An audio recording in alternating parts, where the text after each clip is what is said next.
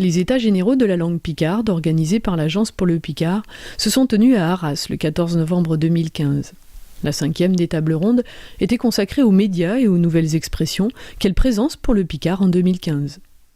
Je voulais simplement commencer par un petit topo sur tout ce qui s'est dit depuis ce matin, mais très vite. Jean-Marie Thomas, auteur de contes et d'histoires, il anime une rubrique sur France 3 Picardie.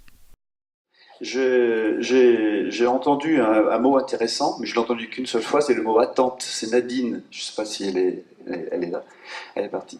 Nadine. Alors ça me semble important parce que j'ai fait du marketing dans ma vie et on m'a toujours appris marketing produit, hein, c'est-à-dire à concevoir un produit qui allait se vendre. Et je crois que la première des questions que nous devons peut-être nous poser tous, c'est comment faire ? Quel est le besoin ? Quelle est l'attente du Picard de la part de la population, de la part des politiques, de la part des enseignants, de la part de tout ça ? Quelle est l'attente ? Quel est le besoin ? C'est une question, je n'ai pas de réponse, hein, bien entendu, hein, mais c'est simplement une question qu'il faut se poser.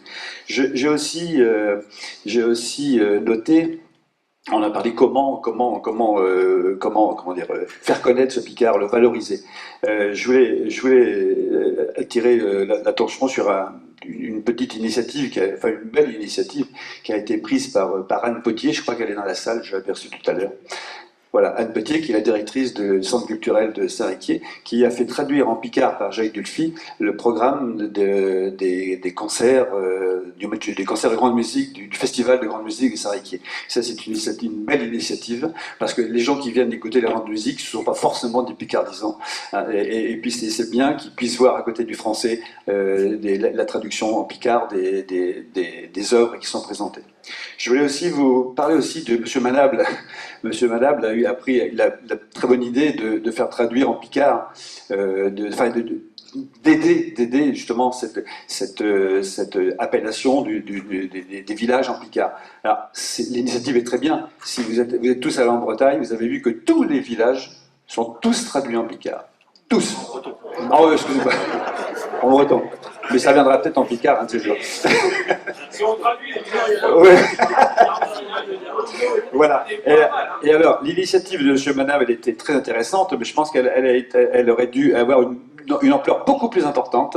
Et on a laissé faire un petit peu chacun dans son coin son petit nom de village avec une typographie qui n'était pas la même d'un côté ou de l'autre. Alors, l'initiative est très bien, mais elle aurait dû être chapeautée pour être faite réalisée au niveau du département. Et là, il y aurait de l'impact. Parce que partout, dans tous les villages, tous les panneaux, vous avez le mot en picard qui apparaît. Ça fait prendre conscience à toute la population qu'on est dans un pays où il y a vraiment une langue bien particulière. Et puis, la dernière chose, simplement pour Philippe, qui parlait d'uniformiser un petit peu la graphie, ce qui est un chantier énorme et a priori impossible, mais bon, j'avais rien d'impossible. Je pense qu'il s'il y avait une idée à retenir dans cette uniformité, enfin essayer de trouver un tronc commun, c'est peut-être l'utilisation du subjonctif. C'est pas une idée de moi, hein, c'est Julie Auger, que vous connaissez pour la plupart, Julie Auger qui définit le picard comme étant une des particularités du picard, c'est justement l'utilisation du subjonctif. Alors au Porwem, peut-être il gusire un chobolé. Voilà. Alors voilà, c'est ce que je voulais vous dire avant de commencer. Alors concernant les nouveaux médias, vous l'avez dit, moi je participe à l'émission de Picardie Matin. Alors je suis là aussi, je suis en l'âge, c'est Jean-Marie François qui devrait être à ma place. C'est lui qui y va depuis longtemps. Il se trouve que je l'ai remplacé quelques fois l'an dernier, et puis cette année on va le faire en alternance. Alors quoi vous dire ? Je pense que bien sûr c'est une bonne initiative. Il y a un impact important dans la population. Les gens vous disent on t'a vu à la télé, etc., etc. Bon, maintenant, est-ce que c'est suffisant pour crédibiliser le Picard? Bon, j'en suis pas sûr, mais enfin l'initiative est intéressante. Je ne sais pas si elle se fait dans le Nord-Pas-de-Calais, oui j'imagine, mais il y a aussi de... Non, ça se fait pas. José pour en parler, mais ça ne se... D'accord. Alors le but c'est très simple, c'est-à-dire que le Picardie Matin, il y a une équipe qui est en extérieur dans une entreprise, dans un lieu quelconque, et un autre journaliste en studio. Donc il se passe des relais, et donc le but est d'adapter un conte, une histoire qui a trait au lieu où se trouve l'équipe extérieure. Donc c'est intéressant. Alors parfois on a des petites surprises, comme par exemple la dernière fois où j'avais préparé un texte sur un village où l'équipe devait se trouver, mais l'émission s'est pas faite là, et donc au pied levé, il a fallu changer rapidement de fusil d'épaule. Enfin, c'est pas grave. Voilà, donc je peux vous dire que moi, c'est une expérience que j'ai commencée il y a pas très longtemps, que je trouve très intéressante. Oui. Et puis après, bon, d'autres vont en parler après au niveau des nouveaux médias, du blog et tout ça. On est allé vous chercher, France 3 Picardie est allé vous chercher, enfin, Jean-Marie François en l'occurrence.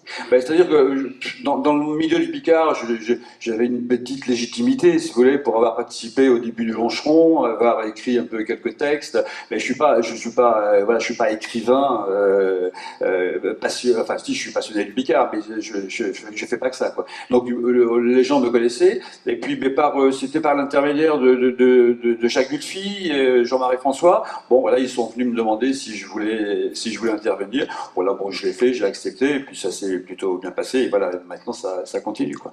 Donc c'est plutôt pas mal, quoi. La RTBF. Oui, eh bien donc moi à la RTBF, je produis les émissions en langue régionale endogène. Anne Irac est productrice à la RTBF en Belgique.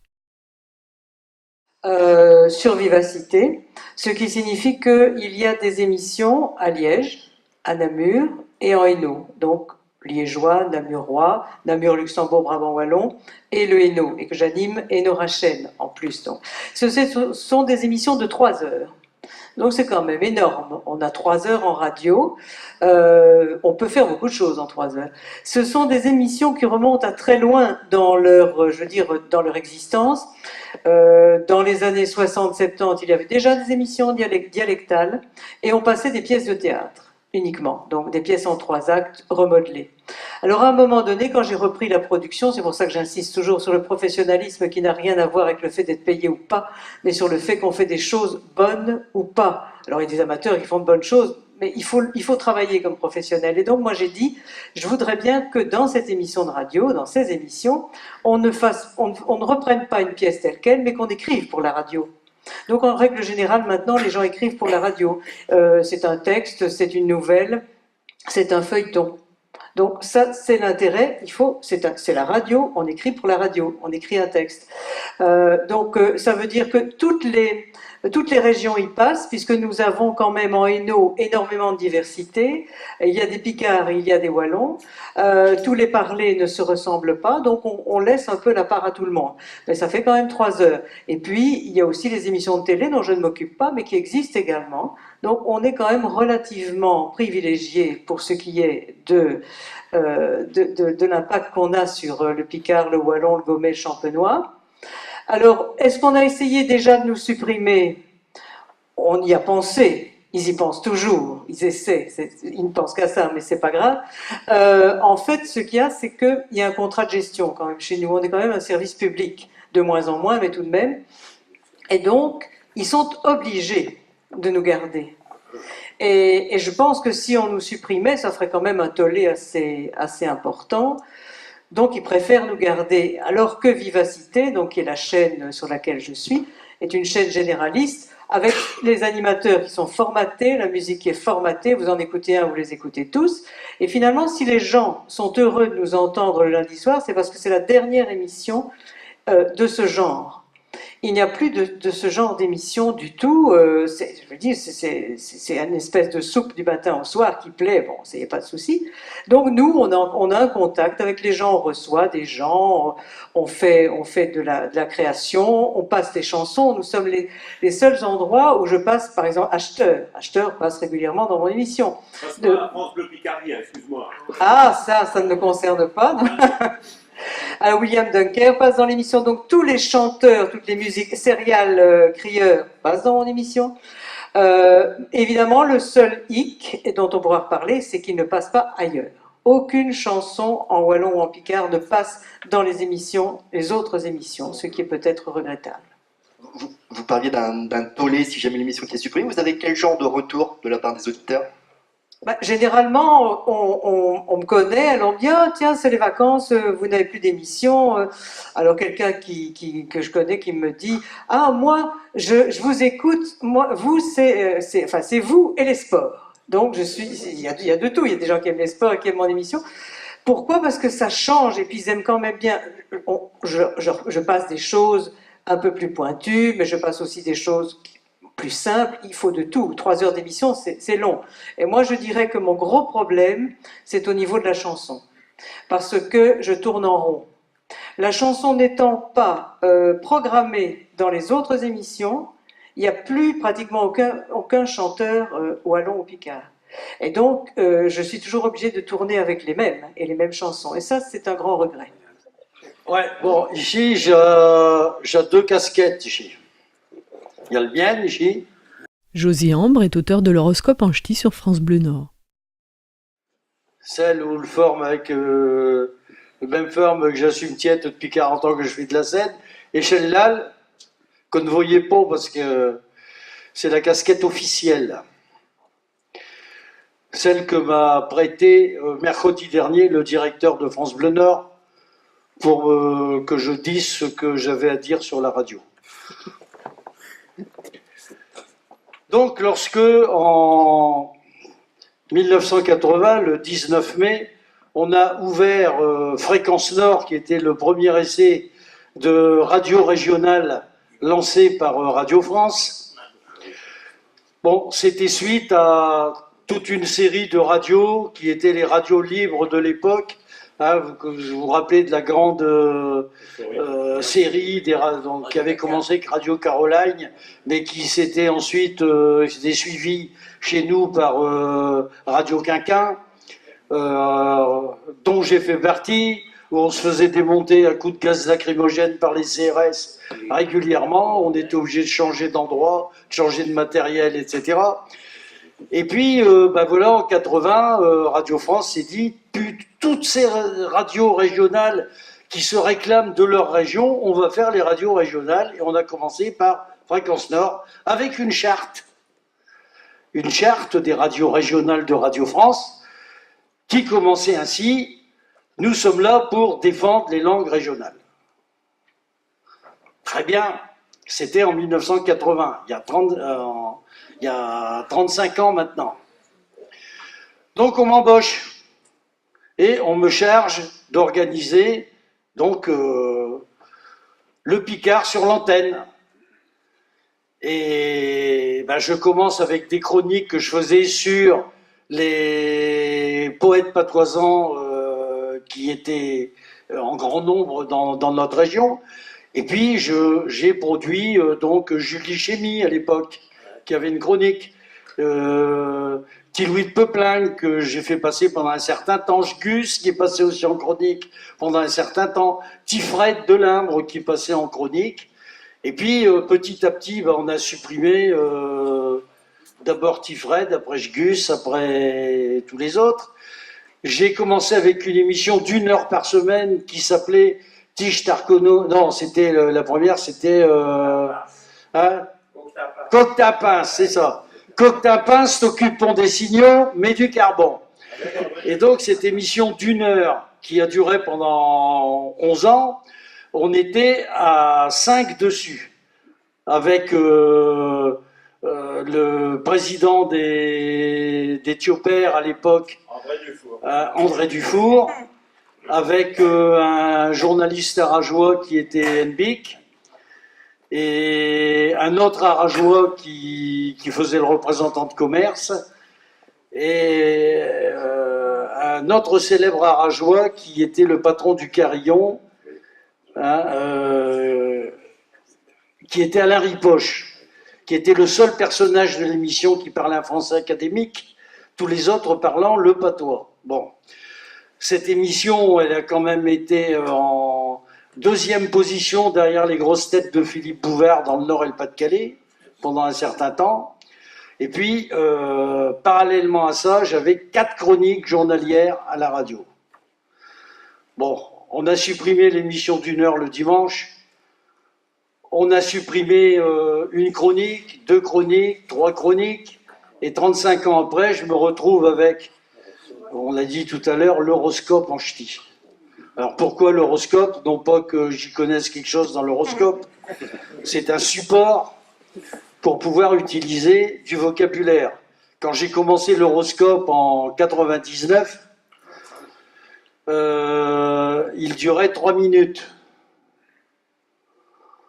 Ensuite, on est passé à 2 minutes. Ensuite, on est passé maintenant à 1 minute 30. Et je suis régulièrement convoqué en disant « c'est long, hein, ton truc ».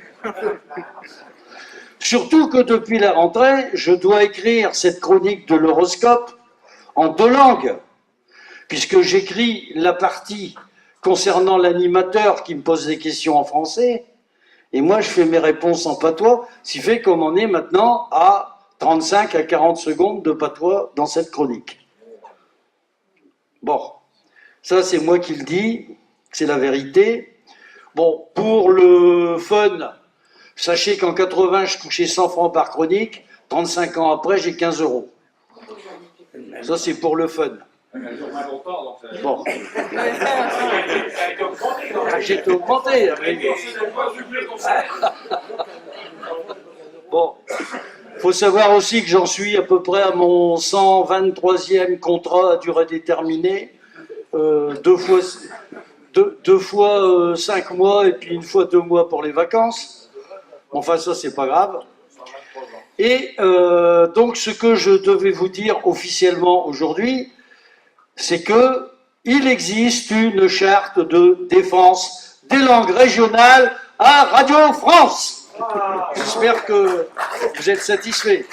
Hein, Et tu saurais. cette charte existe et on m'a dit qu'elle était très mal appliquée souvent dans les autres régions, mais que chez nous elle était peut-être courte, mais qu'elle était dans la matinale qui est la partie la plus écoutée de la radio. Voilà ce que j'avais à vous dire ça, de la c'était part le de ma propos direction. professionnel, voilà. Maintenant, le propos non officiel, Alors, c'est mets quoi? casquette. Alors, même casquette. Bah, le problème, c'est qu'elle me prend vraiment pour un ébelé. Comment voulez-vous dire? Ah oui, si, j'ai oublié quand même quelque chose. Oh, je participe à une émission qui était d'1 heure tous les 15 jours avant les vacances, supprimée pendant les vacances. À cette heure, elle m'a redonné 1/2 heure tous les 15 jours depuis la rentrée de septembre, dans une émission où j'ai à peu près 30 à 40 secondes d'intervention. Voilà. C'est tout ce qui reste avec notre ami Alain Dawson, qui a aussi une partie congrue maintenant. Hein, je sais pas, tu l'as dit tout à l'heure, t'as combien? Ouais, non, c'est 5 minutes en gros, mais. Voilà, bon.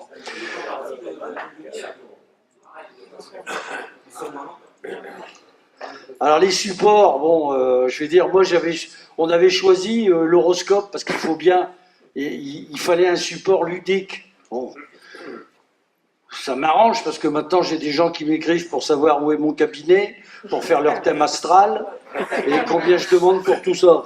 Bon, il y a une lettre toute prête que je réponds. Si tu te reproches là, je vais te raconter un autre où j'explique que j'y ai jamais rien compris à l'horoscope et que si je fais ça, c'est uniquement pour essayer d'utiliser quelques mots impicaires et puis de les faire rire au matin et de les faire partir de bonne humeur. Bon, ben voilà, on en est là. Alors, la diffusion dans les radios sur FR3, j'ai eu il y a quelques années, et pendant seulement 7 à 8 mois, j'avais aussi, parce qu'ils avaient trouvé ça très drôle, un horoscope. Je faisais le signe du jour. Et là, c'était intéressant parce qu'il passait le signe du jour, où il y avait une animation qui était faite auprès du texte que j'enregistrais. Et ça passait aussi bien sur Picardie que sur Nord-Pas-de-Calais. Hein, bon. Seulement, on a trouvé que ça coûtait trop cher, donc on l'a supprimé. La raison pour laquelle il y a si peu aussi de patois sur France Bleu Nord maintenant, c'est que on doit réduire absolument les crédits. Si vous vous souvenez, il y avait 7 à 8 chroniqueurs tous les jours dans le temps sur Fréquence Nord. Je suis le seul chroniqueur qui reste maintenant à raison de quelques secondes par jour. Voilà. Alors, quoi faire? Pour l'instant, je sers d'alibi pour la défense des langues régionales. Je suis l'alibi à 40 secondes et à 15 €, c'est pas cher. Hein. On pourrait s'en payer plus. Voilà. Alors, quoi faire? J'avais essayé de lancer quelque chose par justement Internet. Mais bon, je sais pas vraiment, mis à les fourrager là-dedans, je sais pas vraiment me tasse de thé. Alors s'il y a des spécialistes ici, je voudrais bien repartir avec une adresse que je pourrais m'adresser pour envoyer des emails sur Internet. José, on a la même chose à France Bleu Picardie. D'accord? Excuse-moi, je fais la parenthèse pour pas anticiper sur les autres débats. On a la même chose à France Bleu Picardie. Mais ce qu'il faut savoir, c'est qu'il y a quelques années, avec Laurent Devine qui est là, Frédéric Lafleur, Frédéric Daumont, on avait été emballé France Bleu Picardie à l'époque en mettant un timbre et puis dire retour sur Paris. D'accord? Puisqu'il n'y avait rien d'autre. Il faut savoir aussi que Jean-Marie Thomas, il n'en a pas parlé, mais j'espère que tu vas en parler. Jean-Marie François et Jean-Marie Thomas, ainsi que moi, on s'est fait, si je puis dire, licencier, mais sans recevoir de lettres, à partir de cette année, sur une émission que nous partagions l'année dernière. Mais ce qu'il faut savoir aussi, si tu veux, c'est ce que j'ai dit à Jean-Marie François, c'est qu'il y a quelques années, quand Vigneux s'est fait jeter de France Bleu Picardie, la globalité des Picardisans n'ont pas dit grand-chose. Quand il y a quelques années, Laurent Devine s'est fait jeter de France Bleu Picardie, la majorité des Picardisans n'ont pas dit grand-chose. Quand il y a quelques années, Jean-Pierre Samblac, avec quelques secondes comme toi, il a été éjecté de France Bleu Picardie. La majorité des Picardisans n'ont pas dit grand-chose, tout compte fait. Donc quand j'ai été interpellé par Jean-Marie François et que nous en avons parlé, je lui ai rappelé exactement ce que je viens de te dire. Je dis alors maintenant, Jean-Marie Thomas, Philippe Boulefroy et Jean-Marie François sont éjectés de France Bleu Picardie et que c'est tout à fait normal que peu de Picards s'interpellent par rapport à cette situation. Bon, voilà qui est dit. Alors donc, à la radio, je suis pas terrible, à la télé non plus, d'un journal. Alors, dans le journal, nous, les chroniques en Picard, effectivement, on a eu la chance au courrier d'avoir un Picardisant qui était collaborateur qui est toujours d'ailleurs collaborateur du Courrier Picard, donc Jacques Dulphy.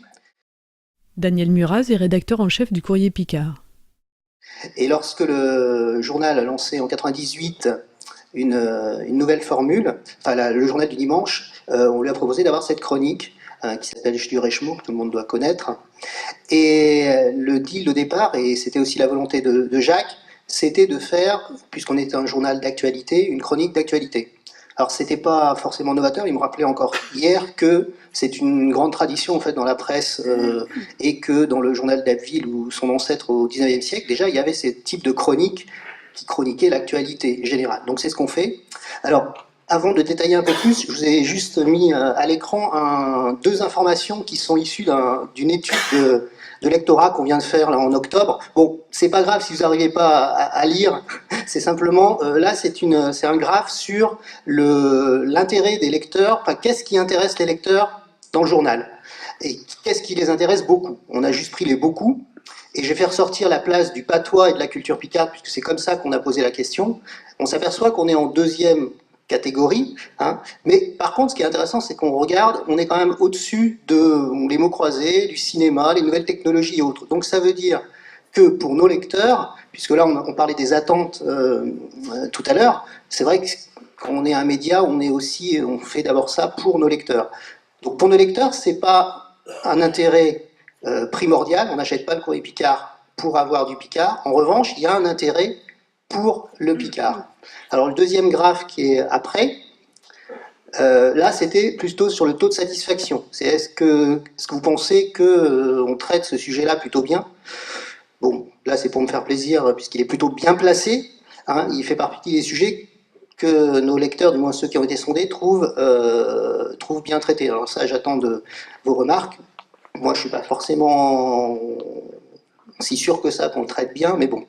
Donc voilà, donc toujours est-il que cette chronique de Je du Réchemont, ça va bientôt faire de 20 ans qu'elle se fait tous les dimanches. Elle fait partie des rendez-vous, je crois, au courrier.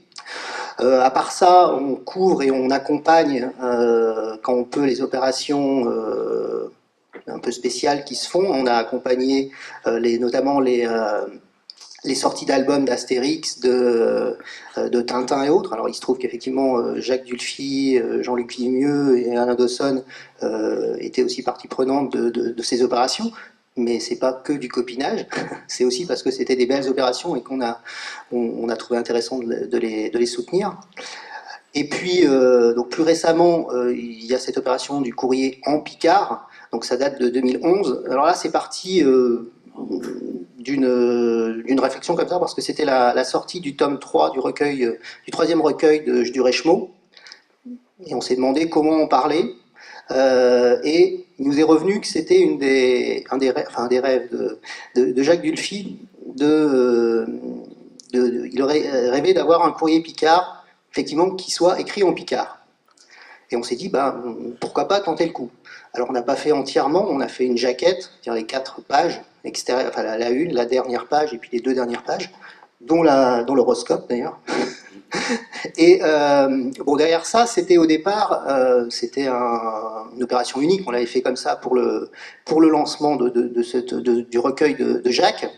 Et ce qui était intéressant, c'est que c'était une manière de montrer que oui, on pouvait écrire, et je crois que ça recoupe un peu partie des discussions qui ont eu lieu aujourd'hui, c'est qu'effectivement on pouvait écrire en Picard sur autre chose que du théâtre patoisant, mais qu'on pouvait aussi traiter de l'actualité telle qu'elle se prêtait.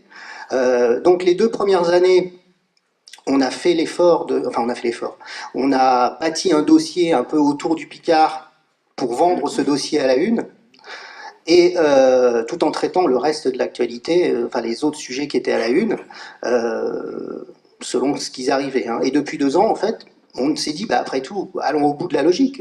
Si l'actualité pour nous aujourd'hui, c'est tel autre sujet, on va traiter ça, et voilà. Alors c'est un vrai défi pour nos traducteurs, Jacques Dulphy, Jean-Luc Vigneux et son épouse, puisque c'est vrai que là, ils se confrontent à des thématiques parfois, ou à des documents, des choses qui ne sont pas forcément traduisibles immédiatement. Il y a aussi la volonté de faire une traduction qui soit compréhensible, autant que faire se peut, par l'ensemble de nos éditions, puisqu'on est diffusé, alors eux sont plutôt d'Abbeville, mais on est diffusé dans toute la Somme, dans l'Oise et dans l'Aisne. Donc voilà, donc il y a ce double travail qui est fait, qui se fait dans les conditions du direct, je dirais. C'est-à-dire qu'on le fait, alors on essaie d'anticiper sur certaines choses qui peuvent être anticipées, notamment l'horoscope ou les choses comme ça, au moins une journée avant, mais autrement, la une, elle se fait dans les conditions de réalisation de la une en français, quoi.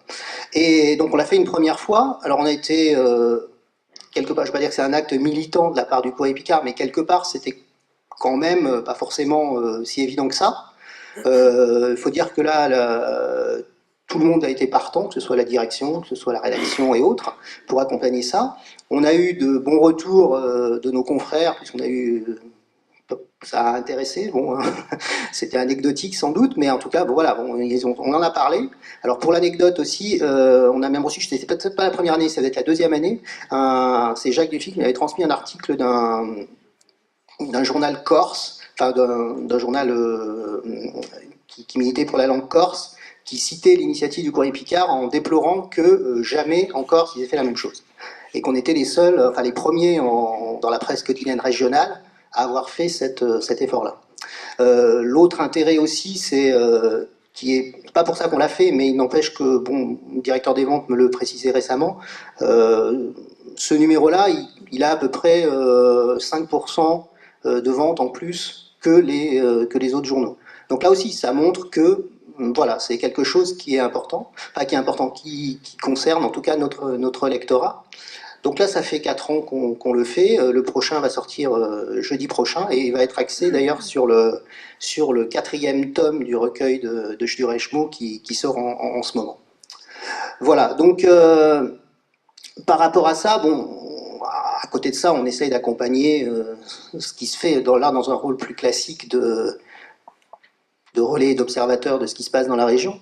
Alors c'est vrai que ça reste du domaine pour anticiper sur la 2e question, qu'est-ce qu'on pourrait faire en plus, je pense que ça reste encore dans le domaine du symbolique, cette opération, mais ça montre en tout cas qu'on a un regard je dirais, en tout cas moi personnellement, et ça recoupe l'opinion de la rédaction et du journal, on a un regard, disons, intéressé et plutôt bienveillant sur ce qui est fait chez les Picardisans, mais après, on reste un journal généraliste, et effectivement, la question, c'est, je pense qu'on pourrait mieux traiter, sans doute, de l'actualité et de l'activité du Picard. En revanche, la question qui se pose, c'est effectivement, est-ce qu'un journal régional a forcément vocation à relayer plus que ça le parler régional? C'est vrai que nous, c'est une question qui se pose aussi à un autre niveau maintenant avec la perspective de la nouvelle région, avec la perspective de cette grande région qui, effectivement, recoupe le parler picard, voilà, et avec nos confrères, bon, parce que je pense que tout le monde le sait que le Courrier Picard fait partie du groupe Rossel, Voix du Nord, donc qui englobe même sans doute la totalité du parler. Des hebdos du Nord-Pas-de-Calais. Oui, la Voix du Nord, et puis même aussi au niveau belge, puisque donc le groupe Rossel, c'est le groupe du soir de Bruxelles. Voilà, donc voilà, on est vraiment sur toute l'entité, mais on réfléchit aussi à voir comment on peut essayer d'avancer là-dedans. Justement, ça pourrait être une force, si je peux me permettre, le fait d'être dans le même groupe. On doit voir qu'une opération comme celle du Courrier Picard en Picard Marche, ça pourrait donner des idées à la Voix du Nord. Vous en parlez ou... Ils sont au courant de ce qu'on a fait. C'est vrai que quand on l'a fait, on était déjà dans le même groupe. Hein. Ça, pour l'instant, ça n'a pas suscité de vocation autre pour eux, quoi.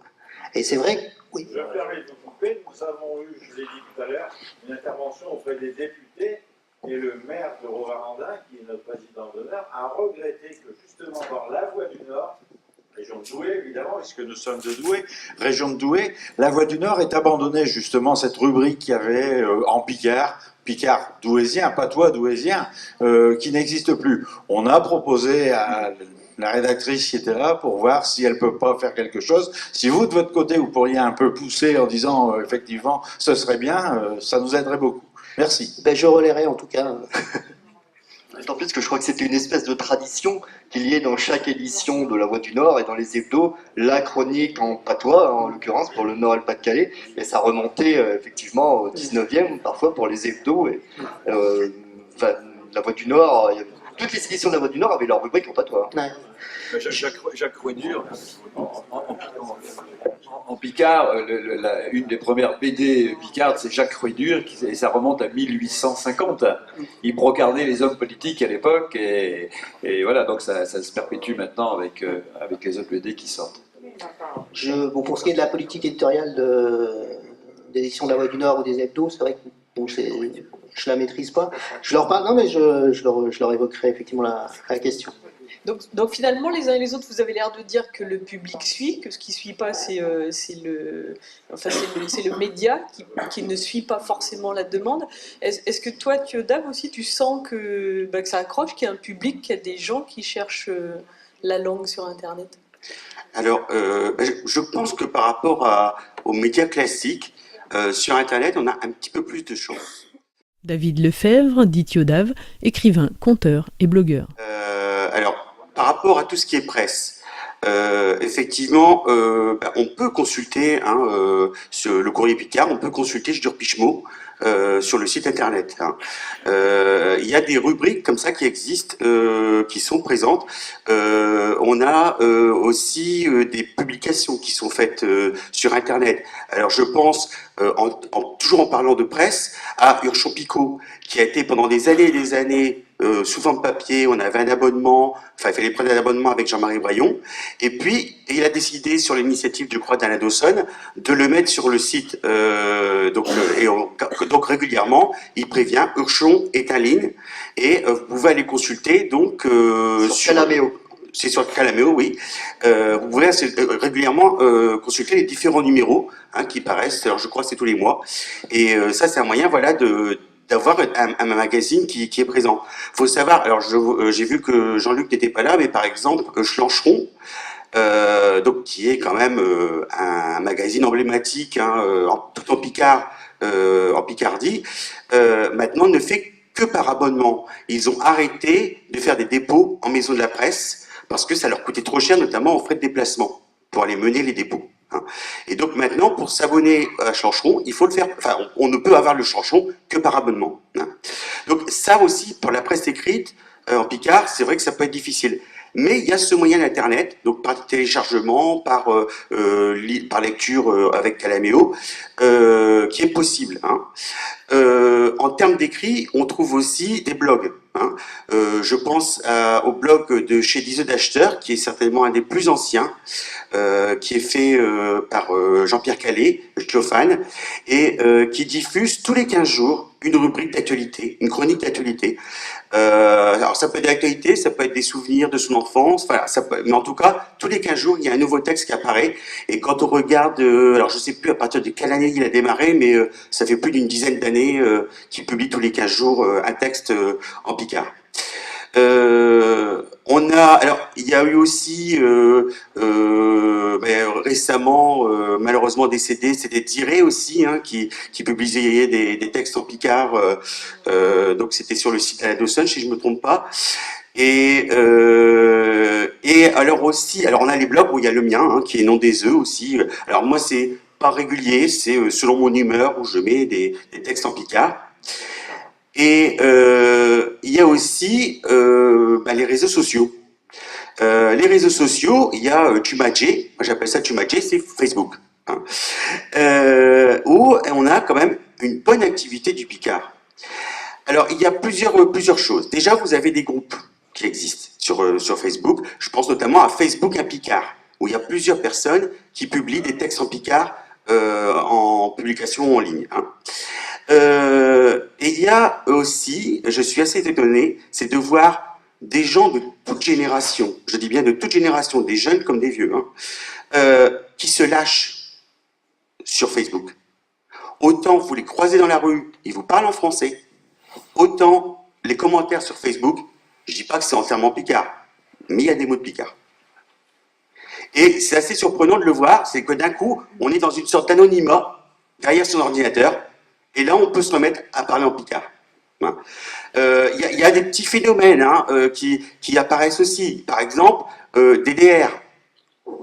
Toxic DDR. Sur Internet, si vous chattez, si vous allez sur Facebook, sur Twitter, etc., pour dire qu'on veut donner une note d'humour à un texte, on met LOL, L-O-L. D'accord? Mais ça, c'est l'out of laughing, donc de l'anglais. Eh bien, il y a des gens qui ont eu l'idée de le traduire en Picard. Défuncté de rire, mort de rire. Voilà. Et donc voilà, et on trouve maintenant des commentaires avec DDR à la fin. Voilà. Donc voilà, ça s'adapte, ça s'adapte. Et moi, je suis pas une semaine sur Facebook sans voir des commentaires en Picard, quoi. C'est assez étonnant. Et on voit les médias, alors aussi, qui se lâchent aussi en Picard dans les annonces sur Facebook. Pour la météo, France 3 en Picardie, tous les matins, c'est bonjour terre tous. Alors que la chronique météo à la télé, ils disent pas bonjour terre tous en ouvrant la chronique. Voilà, il y a des petites choses comme ça qui apparaissent sur Internet. Il y a alors aussi, Internet, c'est aussi un moyen, par rapport à tous les sujets qu'on a abordés ici, c'est un moyen qui est transversal. Penser pour les spectacles au financement participatif, il y a maintenant des systèmes qui permettent de ça. Pour l'enseignement, vous avez une foule de documents, vidéos, de textes, etc. qui sont sur Internet pour enseigner. Vous avez plein de supports pédagogiques. On pense aussi aux vidéos. Alors, il y a ce qu'on appelle les youtubeurs, mais nous, on a nos youtubeurs à nous. On a Guy Dubois avec ses chroniques où il explique un mot en Picard dans cette vieille école avec sa blouse. C'est une manière de présenter les choses. Il y a le collectage qu'avait Philippe Boulefroy. Il y a plusieurs chansons qui sont sur YouTube actuellement, qui sont disponibles. On a plein de documents comme ça qui sont là. Et je crois que c'est important justement de les utiliser. Ils sont là, ils sont disponibles. Il faut pas hésiter à les prendre et à les utiliser le plus possible. Il y a eu une vague d'apparition de blogs même. Alors je ne sais pas si c'était dû à l'avènement de Bienvenue chez les Ch'tis, mais on a vu apparaître, on a vu fleurir des choses qui étaient parfois très très très nulles, mais on a vu... Ah oui, mais il y a eu de tout. Il y a des blogs tout à fait ponctuels, des choses... oui. Et aussi, il y a alors on parlait oui par rapport à l'enseignement, c'est aussi quelque chose moi que je regrette beaucoup, c'est de ne pas avoir un dictionnaire Picard en ligne. Ça c'est extrêmement difficile. Alors il y a le formidable travail de Jean-Marie Braillon. Je sais qu'il a été présent pour un certain temps sur le site de l'Agence pour le Picard. Je pense que son document est en support informatique et je ne pense pas que ce soit au niveau technique très compliqué de le mettre sur Internet. Si effectivement il veut récupérer un peu d'argent, on peut très bien, vous savez, faire des codes, enfin acheter un code, etc., un système payant de site, où on fait un abonnement pour avoir accès au site et on peut consulter son dictionnaire. Mais ce serait vraiment, je pense, très utile qu'on ait ce document-là qui soit présent. Parce que là, on a plein de petits sites avec quelques mots, etc. Il y a le Wikipédia en Picard qui existe et je crois qu'il n'y a pas plus de 2000 mots dessus, si je ne me trompe pas. Donc voilà, ça c'est un élément qui serait important à mettre en place, par exemple, sur Internet. Parce qu'Internet... Je me permets d'intervenir par rapport au dictionnaire de Jean-Marie. Le problème, c'est que le dictionnaire de Jean-Marie, il a fait tout... Excuse-moi. Le dictionnaire de Jean-Marie, il a été édité il y a 3 volumes. Ça s'arrête à la lettre M, donc tous les Picards de la Somme, ils essaient d'écrire jusqu'à la lettre N, puis après ça pose problème. Bon voilà, mais ça c'était une blague que faisait Frédéric Demont, donc il disait, tu nous fais chier, on peut plus écrire après la lettre M. Bon voilà, donc je me permets quand même de le rappeler. Mais si tu veux, jusqu'à la lettre M, c'est en document. Le numéro 2, le numéro 3 est, je crois, encore disponible. Le premier n'y est plus, puisque je l'ai défuncté pour pouvoir le scanner en PDF. Il existe en PDF. Enfin, après, il faut voir avec Jean-Marie comment vous pouvez vous débrouiller. Mais la suite des documents, ça n'est pas rentré sous forme exploitable. Voilà, comment je veux dire, Pierre Rivard, il est un peu au courant aussi. Bon, voilà. Donc, ça veut dire que Jean-Marie, là, vraisemblablement, si on voulait que ça soit en ligne, il faudrait vraiment qu'on puisse détacher quelqu'un, qu'on puisse l'aider, des types compétents. En plus, on ne peut pas avoir n'importe qui, parce que c'est quand même compliqué. Voilà, mais je pense que là, il faut vraiment, si un jour on veut avoir cette mine, il faut vraiment qu'on l'aide. Voilà, il faudrait vraiment qu'on l'aide, parce que c'est un truc gigantesque, ce travail. Mais est-ce que justement Internet ne pourrait pas être ce centre de ressources dont le Picard a vraiment besoin, quoi, où on pourrait amasser tout un stock de documents qui viendrait de tout le domaine linguistique? De toute façon, quand vous regardez les archives départementales, nationales, les bibliothèques et tout ça, ils sont tous en train de faire un gros travail de numérisation des documents, des manuscrits, etc. Ça, il faut le savoir. Il y a le site des archives nationales, de la Bibliothèque nationale qui est Gallica, où aussi vous pouvez trouver énormément de choses. Mais effectivement, il y a la numérisation qui se fait de toute façon dans les documents français, on va dire. Donc, effectivement, on peut passer aussi, pas faire la même chose, en tout cas pour le Picard. Oui. On va peut-être voir avec la salle ce qu'elle pense de la présence du Picard dans les médias, journaux, radio, télé. Il y a un site internet qui est vraiment bien, c'est Vidéoch'ti. C'est pas Vidéo Picard, excusez, c'est Vidéoch'ti, il y a plus d'1 million de visiteurs. Donc si vous ne le connaissez pas, allez voir. Il y a des extraits, des vidéos. Si vous voulez en faire partie, vous envoyez à Roger ce que vous voulez mettre dessus et il mettra volontiers. Aussi, c'est Web TV Appville ou TV 200 Gallon, où ça existe aussi. Et donc, les Picardaisans peuvent avoir plus facilement des rubriques dans ces chaînes télé qui sont sur les lettres que dans les chaînes télé, dans la télé classique. Je me permets, j'ai un petit regret, je sais que ça va être de la concurrence. On a fréquence nord, enfin bleu nord. Ce que j'aurais aimé, c'est avoir la 3, évidemment, mais ça, on ne l'a pas ici, je crois pas. Si, on ne l'a pas. Bon. Et pourquoi pas avoir WEO, qui eux, effectivement, essayent de faire quelque chose aussi, et qui sont un peu plus souples au niveau média, je pense. Enfin, maintenant, c'est à voir. J'ai pas d'action à WEO. Pas du tout. Non? Ah bon, c'est tout. Vous voyez, je pensais, comme quoi. Plaisir de tourner une séquence pour WEO sur des textes de Mousseron, dans le cadre de notre spectacle Crime de guerre. Et c'est passé dans un documentaire qui a été diffusé sur WEO plusieurs fois. Donc, on est arrivé à rentrer par la petite porte, mais on ne va pas y moi, je voudrais interpeller le courrier Picard, comme à chaque fois qu'on se croise. Si vous voulez faire plus, moi, je représente les sports Picard. Et dernièrement, on n'a plus eu de résultats sportifs, donc ballon de poing, long de paume, un peu de balle à la main, dans les pages du Courrier Picard, et c'est dommage parce que c'est attendu par énormément de monde, notamment à la campagne. La campagne, le Courrier Picard, c'est vraiment le lien, hein, parce qu'en ville, on se croise, etc. Mais à la campagne, il y a énormément d'abonnés et on pratique les sports picards, surtout à la campagne, et c'est là que vous feriez des ventes en plus. Donc faire plus, mais il faut en donner un petit peu plus, c'est pas grand-chose. C'est la saison dure du mois de mai à fin août, et si on avait quelques résultats, éventuellement des commentaires, je sais que ça se fait en local, hein, mais en page de sport, cette année, on n'a quasiment rien eu, à part le grand rendez-vous du 15 août et de la Coupe de France le premier week-end de septembre. Et je pense que si vous voulez faire un peu plus, ça serait bien de penser non seulement à la langue, mais à la culture picarde à travers ces sports et ces jeux. Pour ce qui est des résultats, c'est possible qu'il y en ait eu moins cette année. Je vous fais confiance. Hein. Je pense que c'est tout bêtement un problème de place. C'est vrai que... Alors c'est un problème de choix aussi, après, bien sûr, vous allez me dire. Je pense que ça... On se doit de les passer. Moi, c'est ma position. Il faut qu'on trouve le moyen de le faire au mieux.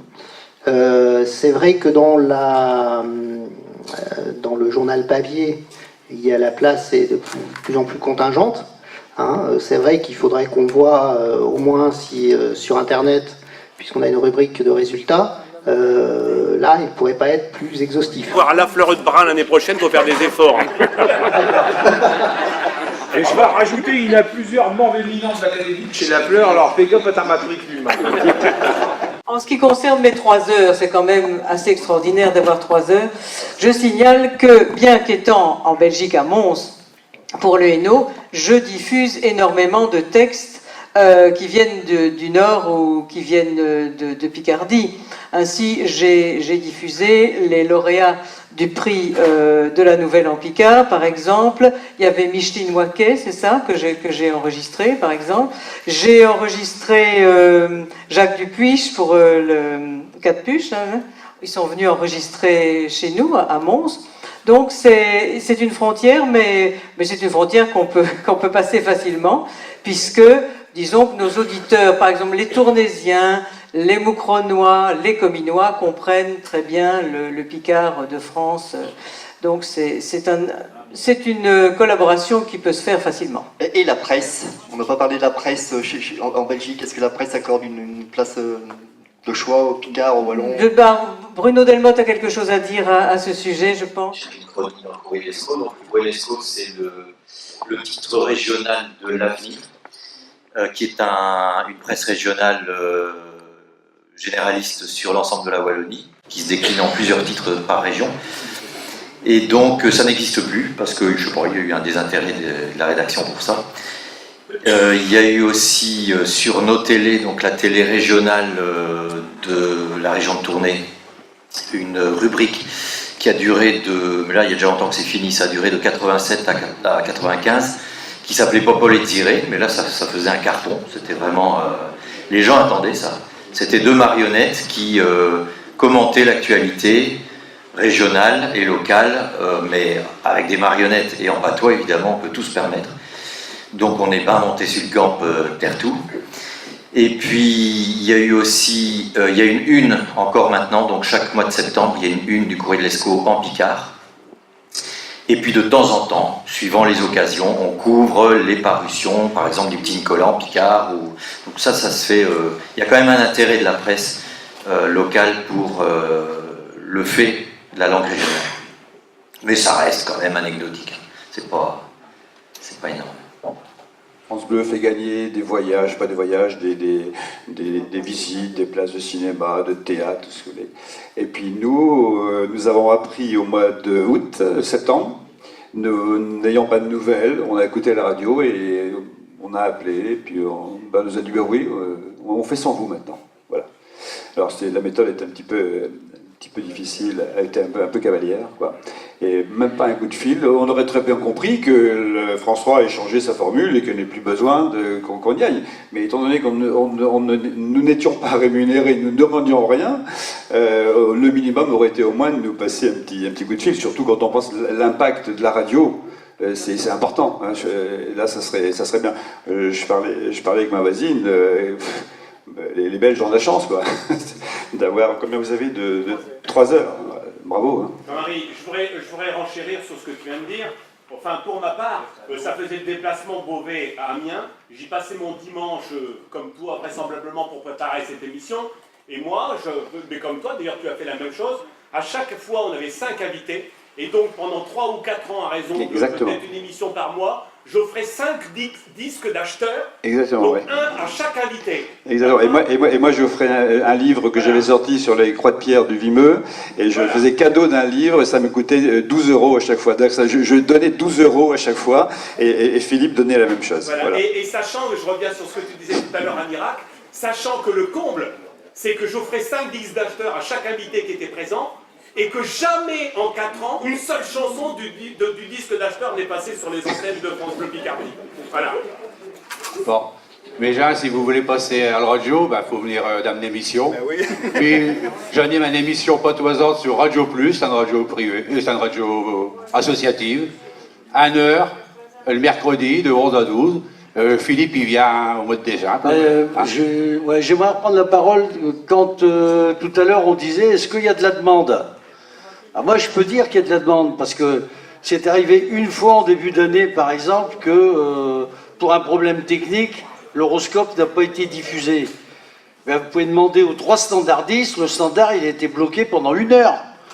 Les gens qui téléphonaient en disant José il a eu un accident, il n'a pas pu venir, mais ça a téléphoné pendant 1 heure. Pendant les 2 dernières années où j'animais l'émission le Baraque à Quiz, où je posais des questions en patois. Quand j'étais là, je posais des questions en patois pour utiliser du vocabulaire. Où j'avais des jeux avec des chansons et j'ai passé toutes les chansons d'acheteurs. Bon, eh bien, ce jour-là, les standardistes sont là pour le dire, le standard, il était pris d'assaut pour pouvoir participer à l'émission en patois. Ça veut dire qu'il y a quand même de la demande. C'est même un gros paradoxe, parce qu'il y a effectivement une grosse demande et il n'y a pas de réponse.